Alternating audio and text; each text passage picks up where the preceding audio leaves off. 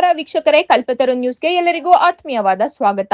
Tumakuru June 17 ರಾಜ್ಯದಲ್ಲಿ ವಿದ್ಯುತ್ ವಿತರಣೆಗೆ ಸಮಾನಾಂತರ ಪರವಾನಗಿ ಕೋರಿ Tata power company limited Karnataka ವಿದ್ಯುತ್ ಶಕ್ತಿ ನಿಯಂತ್ರಣ ಆಯೋಗಕ್ಕೆ ಸಲ್ಲಿಸಿರುವ ಅರ್ಜಿಯನ್ನು ವಿರೋಧಿಸಿ ಕರ್ನಾಟಕ ವಿದ್ಯುತ್ ಶಕ್ತಿ ಮಂಡಳಿ ನೌಕರರ ಸಂಘ ಮತ್ತು ಸಂಘಗಳ ಒಕ್ಕೂಟ ತುಮಕೂರು ವಲಯದ ವತಿಯಿಂದ ತುರ್ತು ಸಮಾಲೋಚನಾ ಸಭೆ ಕರೆಯಲಾಗಿದೆ. ಸಭೆಯಲ್ಲಿ ಟಾಟಾ ಪವರ್ಗೆ ರಾಜ್ಯದಲ್ಲಿ ವಿದ್ಯುತ್ ವಿತರಣೆ ಮಾಡಲು ಅವಕಾಶ ನೀಡಿದರೆ ಸಾರ್ವಜನಿಕರು, ರೈತರು, ಕೈಗಾರಿಕೋದ್ಯಮಿಗಳು ಹಾಗೂ ನಿಗಮದ ಅಧಿಕಾರಿಗಳು ನೌಕರರ ಹಿತಾಸಕ್ತಿಗೆ ಧಕ್ಕೆಯಾಗುವ ಸಾಧ್ಯತೆ ಇದೆ ಎಂದು ಆತಂಕ ವ್ಯಕ್ತಪಡಿಸಲಾಯಿತು. ಸರ್ಕಾರದ ಅಧೀನದಲ್ಲಿರುವ ಕೆಪಿಟಿಸಿಎಲ್ ಹಾಗೂ ವಿದ್ಯುತ್ ವಿತರಣಾ ಕಂಪನಿಗಳು ಈಗಾಗಲೇ ಸಮರ್ಪಕ ಸೇವೆ ನೀಡುತ್ತಿದ್ದು, ಖಾಸಗಿ ಕಂಪನಿಗಳ ಪ್ರವೇಶದಿಂದ ಸಾಮಾಜಿಕ ನ್ಯಾಯ, ಸ್ಥಳೀಯ ಉದ್ಯೋಗ ಹಾಗೂ ಕನ್ನಡಿಗರ ಹಿತಾಸಕ್ತಿಗೆ ಅನ್ಯಾಯವಾಗಬಹುದು ಎಂದು ಅಭಿಪ್ರಾಯ ವ್ಯಕ್ತಪಡಿಸಿದರು. ಹಿನ್ನೆಲೆಯಲ್ಲಿ ಟಾಟಾ ಪವರ್ ಸಲ್ಲಿಸಿರುವ ಅರ್ಜಿಯನ್ನು ತಿರಸ್ಕರಿಸುವಂತೆ ಮುಖ್ಯಮಂತ್ರಿ, ಇಂಧನ ಸಚಿವರು ಹಾಗೂ ಕೆಇಆರ್ಸಿ ಅಧಿಕಾರಿಗಳಿಗೆ ಮನವಿ ಸಲ್ಲಿಸುವ ಕುರಿತು ಸಭೆಯಲ್ಲಿ ಚರ್ಚಿಸಲಾಗುವುದು ಎಂದು ತಿಳಿಸಲಾಯಿತು. ಸಭೆಯಲ್ಲಿ ಬೆಸ್ಕಾಂ ಅಧೀಕ್ಷಕ ಅಭಿಯಂತರ ನರಸಿಂಹಮೂರ್ತಿ, ಕೆಪಿಟಿಸಿಎಲ್ ಕಾರ್ಯನಿರ್ವಾಹಕ ಅಭಿಯಂತರ ಪ್ರಶಾಂತ್ ಕೂಡ್ಲಿಗಿ, ಕೆಇಬಿಇಐ ಸಂಘಟನಾ ಕಾರ್ಯದರ್ಶಿ ಪುರುಷೋತ್ತಮ್ ಎಎಸ್, ಆರ್ಇಸಿ ಕಾರ್ಯದರ್ಶಿ ಪಂಕಜ್ ಕುಮಾರ್ ಯಾದವ್, 659 ಯೂನಿಯನ್ ಉಪಾಧ್ಯಕ್ಷ ವೆಂಕಟರಮಣಪ್ಪ ಸೇರಿದಂತೆ ಕೆಪಿಟಿಸಿಎಲ್ ಹಾಗೂ ಬೆಸ್ಕಾಂನ ಅಧಿಕಾರಿಗಳು ಮತ್ತು ನೌಕರರು ಭಾಗವಹಿಸಲಿದ್ದಾರೆ. ವರದಿ ಉದಯ್ ಕುಮಾರ್, ಕಲ್ಪತರು ನ್ಯೂಸ್, ತುಮಕೂರು. ಸರ್ಕಾರ ಸಬ್ಸಿಡಿ ಕೊಡೋದು ಲೇಟ್ ಆಗ್ಬೋದು, 3 ತಿಂಗಳಾಗ್ಬೋದು, 4 ತಿಂಗಳಾಗ್ಬೋದು, ಆದರೆ ನಮ್ಮ ಸೇವೆ ಎಲ್ಲ ಜನಕ್ಕೂ ಕೊಡ್ತಾನೆ ಇದ್ದೀವಿ.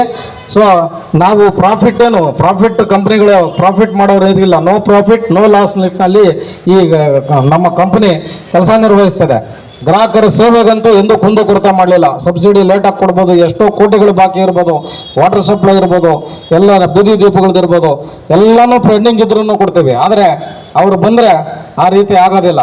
ಸೊ ದುಡ್ಡು ರಿಲೀಸ್ ಮಾಡಿದ್ರೆ ಮಾತ್ರ ಸರ್ಕಾರಕ್ಕೂ ಬ್ಲಾಕ್ ಮೇಲ್ ಆಗುತ್ತೆ. ದುಡ್ಡು ಕೊಟ್ಟರೆ ಸರ್ವಿಸ್ ಇರುತ್ತೆ, ದುಡ್ಡು ಕೊಡಲಿಲ್ಲ ಅಂದರೆ ಅವರು ಆ ಭಾಗಕ್ಕೆ ಸೇವೆನೇ ಕೊಡೋದಿಲ್ಲ.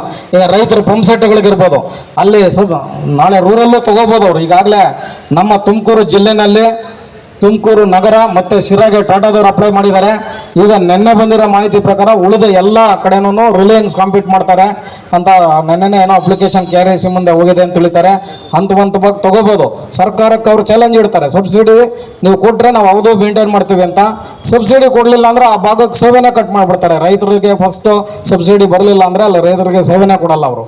ಆ ರೀತಿ ಆಗ್ತಕ್ಕಂಥದ್ದು ರೈತರಿಗೂ ಪ್ರಾಬ್ಲಮ್ ಆಗುತ್ತೆ, ಗ್ರಾಹಕರಿಗೂ ಪ್ರಾಬ್ಲಮ್ ಆಗುತ್ತೆ. ಮುಂದೆ ನಮ್ಮದು ಅತಿಯಾಗಿ ನಮ್ಮ ಇವತ್ತೇನು ಎಲ್ಲ ನೌಕರರು ಬಂದಿದ್ದಾರೆ, ನಮಗ ಶಿಕ್ಷಕ ಇಂಜಿನಿಯರ್ ಸಾಹೇಬರು ಎಲ್ಲರನ್ನು ಕರೆಸಿ ನಾವು ಈ ಖಾಸಗೀಕರಣದ ವಿರುದ್ಧ ಹೋರಾಡಬೇಕು, ಅದನ್ನ ಎಲ್ಲರಿಗೂ ಗಮನಕ್ಕೆ ತರಬೇಕು ಅಂತ ನಮ್ಮ ಅಧೀಕ್ಷಕ ಇಂಜಿನಿಯರು ಮತ್ತು ನಮ್ಮ ಎಲ್ಲ ಒಕ್ಕೂಟದ ವತಿಯಿಂದ ಇವತ್ತು ನಾವು ಕಾರ್ಯಕ್ರಮನ ಹಮ್ಮಿಕೊಂಡಿದ್ದೀವಿ.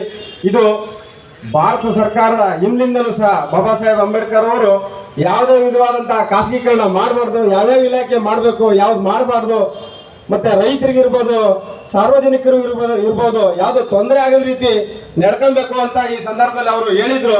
ಇವತ್ತು ಬಹಳ ದಿನದಿಂದ ನಮ್ಮ ರಾಜ್ಯ ಸರ್ಕಾರ ಬಂಗಾರಪ್ಪನವರು ಏನು ಉಚಿತ ವಿದ್ಯುತ್ ಸೌಲಭ್ಯವನ್ನು ಕೊಟ್ಟಿದ್ರು, ಅದನ್ನ ನಮ್ಮ ರೈತರಿಗೆ ಎಲ್ಲ ಬೆನಿಫಿಟ್ ಅಂತ ಪಡ್ಕೊಂಡ್ ಬಂದಿದ್ದೀವಿ. ಇವತ್ತು ನಮ್ಮ ಖಾಸಗೀಕರಣಕ್ಕೆ ನಮ್ದು ನೌಕರರದಲ್ಲ ಇದು ಇದು ನಂತರದಲ್ಲಿ ರೈತ ಸಂಘರಿಗೂ ಸಹ ನಾವು ಆಲ್ರೆಡಿ ಒಂದು 5,000 ಪ್ರಿಂಟ್ಗಳನ್ನ ಕೊಟ್ಬಿಟ್ಟು ಫೀಲ್ಡಲ್ಲಿ ರೈತರ ಮನೆಗೂ ನಾವು ತಲುಪಿಸಿದೀವಿ. ಅದು ಕೂಡ ಒಂದು 2 days ಅಲ್ಲಿ ನಮಗೆ ಅಬ್ಜೆಕ್ಷನ್ನು ಮತ್ತು ನಮಗೆ ಬರ್ತದೆ, ಅದನ್ನು ತಲುಪಿಸ್ತೀವಿ. ಇಲ್ಲಿ ಒಂದು ವಿಷಯ ಏನಂತಂದರೆ, ಈಗಾಗಲೇ ನಮ್ಮ ಕಾರ್ನಾಡ್ ಹೇಳಿದ್ರು, ಸಭೆಗಳಲ್ಲಿ ಏನು ಬೋರ್ಡ್ ಸಭೆಗಳಲ್ಲಿ ನಮ್ಮ ಅಧ್ಯಕ್ಷರು ಮತ್ತು ಯೂನಿಯನ್ ಅಧ್ಯಕ್ಷರನ್ನ ಕಣ್ಣಿಗೆ ಮಣ್ಣೆರಚಿ ಕೆಲವು ಸುಮಾರು ಒಂದು 7ನೇ ಪೇಜಿಂದ ಹಿಡಿದು 17ನೇ ಪೇಜ್ವರೆಗೂ ಅವ್ರ ಬುಕ್ಲೆಟಲ್ಲಿ ಯಾವುದೇ ರೀತಿ ಮಾಹಿತಿ ಇಲ್ಲ. ಇದನ್ನು ಯಾರು ಮಾಡ್ತಾ ಇದ್ದಾರೆ ಅಂತಂದರೆ, ವಿಧಾನಸೌಧದಲ್ಲಿರ್ತಕ್ಕಂಥ ವಿಕಾಸದಲ್ಲಿರ್ತಕ್ಕಂಥ ಕೆಲವು ಅಧಿಕಾರಿಗಳು ಯೂನಿಯನ್ ಮತ್ತು ಅಸೋಸಿಯೇಷನ್ ಬಗ್ಗೆ ನಯಾ ಪೈಸೆ ಒಂದು ಅವರಿಗೆ ಭಯ ಇಲ್ಲ ಅಂತ ಕಾಣ್ತದೆ. ಆ ಭಯ ಹುಟ್ಟಿಸೋ ಕೆಲಸ ನಾವು ಮಾಡಬೇಕಾಗ್ತದೆ. ಒಬ್ಬ 659 ಅಧ್ಯಕ್ಷರಿಗೆ ಮತ್ತು ಇಂಜಿನ್ ಅಸೋಸಿಯೇಷನ್ ಅಧ್ಯಕ್ಷರು, ಬೋರ್ಡ್ ಮೆಂಬರ್ಸ್ ಇರ್ತಾರೆ, ಅವರಿಗೆ ಬುಕ್ಲೆಟ್ಟಲ್ಲಿ ಇದ್ರ ಬಗ್ಗೆ ಎಲ್ಲ ಮಾಹಿತಿ ಇರ್ತಕ್ಕಂಥದ್ದನ್ನು ಹೈಡ್ ಮಾಡಿ ಕೊಡ್ತಕ್ಕಂಥದ್ದು ಏನಿದೆ, ಅದನ್ನು ಮಿಸ್ಲೀಡ್ ಮಾಡಿ ಈ ಸಬ್ಜೆಕ್ಟ್ ಇಲ್ಲಿ ಬಂದೇ ಇಲ್ಲ ಅನ್ನೋ ಥರ ಬಿಂಬಿಸಿ ಅದನ್ನು ಹಿಂಬಾಗಿಲಲ್ಲಿ ತಗೊಂಡೋಗಿ ಅಪ್ರೂವ್ ಮಾಡ್ತಕ್ಕಂಥ ಒಂದು ಕೆಲಸ ಆಗ್ತಾಯಿದೆ. ಭಗತ್ ಸಿಂಗ್ ಸ್ವಾತಂತ್ರ್ಯ ಹೋರಾಟದಲ್ಲಿ ಒಂದು ಬಾಂಬ್ ಹಾಕ್ತಾರೆ ಕೋರ್ಟಲ್ಲಿ. ಮೀಡಿಯಾದಲ್ಲ ಕೇಳಿದಾಗ ಯಾಕೆ ಹಾಕಿದ್ರಿ ಅಂದರೆ, ಬ್ರಿಟಿಷರಿಗೆ ಕಿವಿ ಸರಿಯಾಗಿ ಕೇಳಿಸ್ತಾ ಇಲ್ಲ, ಕೇಳಿಸ್ದಿದ್ರು ಕಿವುಡ್ರ ಥರ ವರ್ತನೆ ಮಾಡ್ತಾ ಇದ್ದಾರೆ. ಹಾಗಾಗಿ ಇವ್ರಿಗೆ ಸೌಂಡ್ ಜಾಸ್ತಿ ಬೇಕಲ್ಲ, ಅದಕ್ಕೆ ನಾನು ಬಾಂಬ್ ಹಾಕಿದ್ದೀನಿ ಅಂತ. ಫೋರ್ಸು ಡೆಫಿನೆಟ್ಲಿ ಅವರು ರಿಡ್ಯೂಸ್ ಮಾಡೇ ಮಾಡ್ತಾರೆ. ಸೊ ನಾವೇನು ಮಾಡಬೇಕು, ಮೊದಲನೇದಾಗಿ ಬರೀ ನಾವು ಸೇರ್ಕೊಂಡು ನಾವು ಇಲ್ಲಿ ಜೈಘೋಷ ಹಾಕೋದು ಬೇಡ.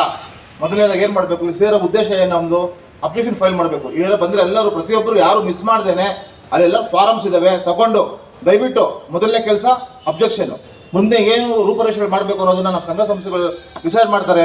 ಯಾವ ರೀತಿ ಹೋಗಬೇಕು, ಯಾವ ರೀತಿ ನಾವು ಅಪೋಸ್ ಮಾಡಬೇಕು ಅನ್ನೋ ಸಂಘ ಸಂಸ್ಥೆಗಳು ಡಿಸೈಡ್ ಮಾಡಿ ಎಲ್ಲ ಹೇಳ್ತಾರೆ. ಮೊದಲನೇದಾಗಿ ನಾವು ಮಾಡುವ ಕೆಲಸ ಏನು, ಇವತ್ತು ಇಲ್ಲೆಲ್ಲ ಸೇರಲ್ಲ ಜನಗಳು ಮತ್ತು ನಿಮ್ಮ ಫ್ಯಾಮಿಲಿ ಮೆಂಬರ್ಸ್. ಮೊದಲನೇದಾಗಿ ನಿಮ್ಮ ಫ್ಯಾಮಿಲಿ ಮೆಂಬರ್ಸ್ ಹೇಳಿ, ನಿಮ್ಮ ಫ್ಯಾಮಿಲಿ ಮೆಂಬರ್ಸ್ ಇವಾಗ ಸುಮಾರು ಒಂದು 300 ಜನ ಸೇರಿದ್ದೀರಾ. 300 ಜನ ಅಂದರೆ ಒಂದೊಂದು ಮನೆ 5 ಜನ